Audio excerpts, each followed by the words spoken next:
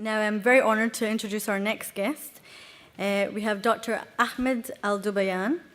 Dr. Ahmed, since 2001, has been the Director General of the London Central Mosque Trust and the Islamic Cultural Centre. He has introduced remarkable initiatives in building bridges among the Muslim community and in the interfaith work, youth engagement, and the study of Arabic language. He has also served as a member of the Board of Trustees in several charitable organisations in the UK. Dr. Ahmed will be speaking on his experiences running the London Central Mosque, so please give him a warm welcome. As the sister said in the beginning, I came to the center in 2001. Actually, when I came to the center, the Islamic Cultural Center, or well known to some people, like some people call it London Central Mosque, some people call it Islamic Cultural Center, some people even call it Central Mosque only, some people even call it King's Faisal Mosque till today. Can you imagine this? Well, anyway, with all these names, the official name is London Central Mosque and the Islamic Cultural Center. I don't need to, of course, to talk too much about how important the charities for Muslims in the Muslim communities. I have to mention to you also one fact which is very important in the beginning. That is the Muslim charities generally, Muslim charities or other charities, all charities, usually they are very vulnerable. They are very sensitive. Charities always could be easily lost, actually, in their way to their goals or to reach their achievements. Why? For many reasons. One of them, that is charities actually attract many people to work in them, and all these people who come to charities sometimes do not have the same idea, do not have the same imagination or the same goal or objective or purpose. Secondly, charities also, they have, let's say, more flexibility than investment companies, for example, or ministries.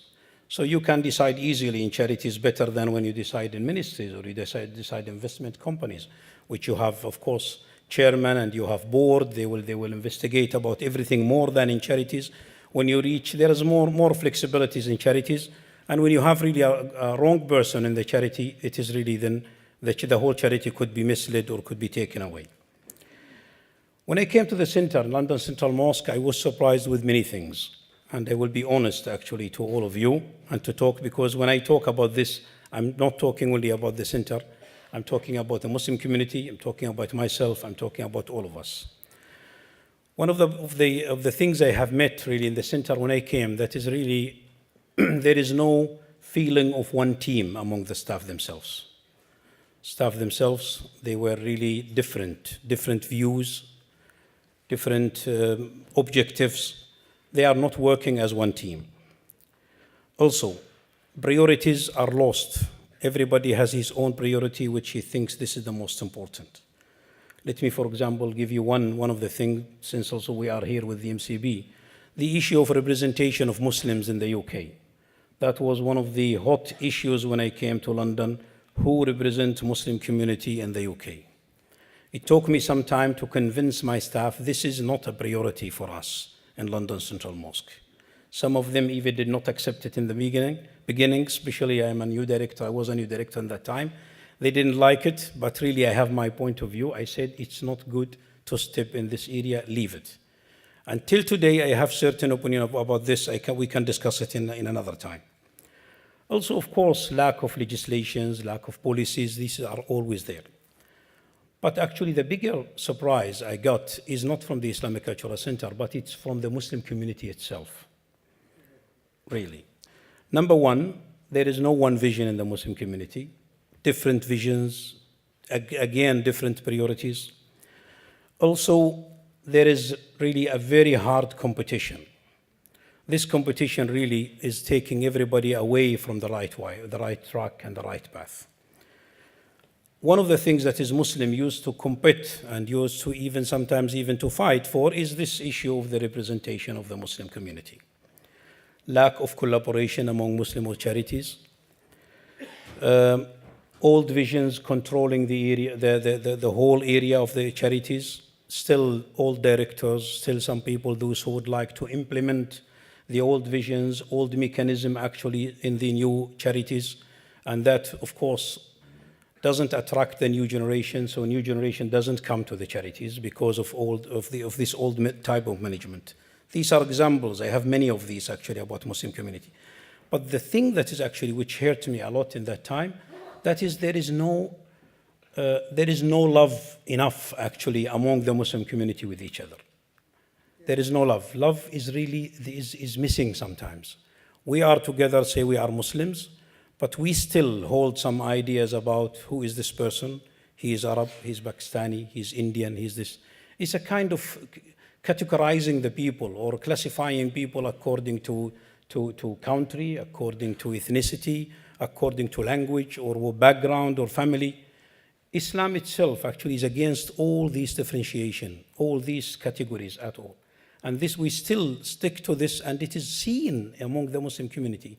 When you go deep to work with the Muslim community, that was one of the really challenges and the big surprises I met when I came here. That is, we don't work together because sometimes we don't love each other. Or at least to say we don't like each other that much. Sometimes we love each other, sometimes we can turn the table upside down and then we take another way. That was one of the biggest challenges, and I think we haven't done a lot to this. It's still there in a way or another. And we have to be very careful because the new generation, they are learning this from us. And if you pass this kind of competition to them, then the future will be very, very small. They will have small and minor chances really for our faith and for our charities to flourish and to serve the society and the Muslim community together. One of the problems also, lack of engagement with the society around is very weak. And I still remember actually how much I struggle in London Central Mosque to convince people, the Jama'ah in the mosque, that is non-Muslims are allowed to go inside the mosque. And I remember that as many people came to my office in that time when I allowed the police to enter the mosque or some delegation to enter the mosque. They said, well, how dare you let these people to come because they are not Muslims and mosques are only for Muslims. That, of course, this is ignorance. This is not in Islam at all. Islam allows people to come inside mosque regardless they are Muslims or not Muslims, and you find this in the Sirah Nabawiyya biography of the Prophet ﷺ. I found also that Muslim charities, many of them became only mosques. Mosque, when I say mosque, it's only a place of worship, nothing else, full stop. There is an imam, there is a director, there is somebody who is doing that, that's it. You open, you do the prayer and you close. While the chance is always there really to have and to do a lot of service for the community and for the society. A very weak role of women in mosques and Islamic centers. A very weak role of a new generation and youth also in mosques and Islamics. And these are some of the problems actually we face.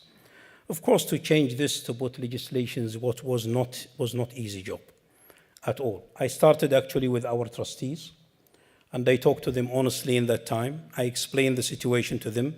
I said we have two way. Either we go with the mosque as it is as a mosque, then you don't need to call it a center, you just open it as a mosque for prayer. If you want to have a mosque to serve the community and the society, you have to open the doors and you have to really to do a lot of things beside having a mosque as Islamic center. And then I gave them some example. Trustees actually understood this, agree, all of them really for that. And from that moment, we started a new vision. The new vision, of course, some people did not like it. Then it was a big struggle till we finish all this process, really till we reach the center actually is stable on a hard floor to say now we start to build the new construction. Now, alhamdulillah, we have a lot of activities, a lot of programs. I will go to the international dimension or angle as it is in the title. The Islamic Cultural Center in London Central Mosque, as you may know, the trustees or directors of the Islamic Cultural Center are the Muslim ambassadors. All Muslim ambassadors from Indonesia, moving to Malaysia, all countries till you reach Morocco. Most of them actually, and also many African countries, actually they are on board as directors. This gives us really a chance to have more communication and more relations around in the world, which is I took advantage of this. And of course, that also gave us also one thing that is very important for us, that is to avoid politics. And politics is not allowed, of course, in charities, but I don't think anybody, how clever he is, he cannot keep 25 ambassadors happy. You will never keep them all happy. when you come inside in politics, into politics. Anyway, we took advantage of this, the ambassadors, to build relations with other people around. We believe our vision is like this. That is, the relations with our Muslim countries is very, very important. It is a relation with the roots. It's a relation with actually the big institutions and ministries who are specialists sometimes in waqf, in Islamic studies, in Islamic affairs, in awqaf, in many, many things in all Muslim countries, without any exception. You build bridges also between the communities themselves to the Muslim countries, which is, I believe, is very important. I know some people can say, well, okay, these Muslim countries are there, we are British, we don't care, no, that's not true. When we come to the Islamic idea, actually, you need them and they need you. We're not talking about politics, we are talking about Islamic idea itself. There is a lot of work of relief organizations who are working with the support of Muslim countries. For example, there's an example.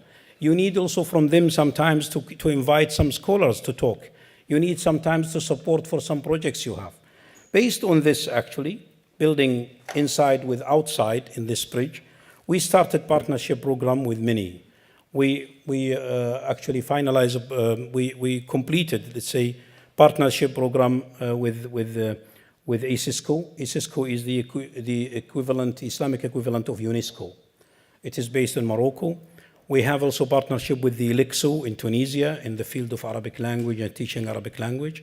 We have also a memorandum of understanding with the Muslim World League in Mecca. We have also a memorandum of understanding with Ministry of Awqaf in Kuwait. We have also with Ministry of Islamic Affairs in Riyadh in Saudi Arabia. We have partnership or memorandum of understanding of all these.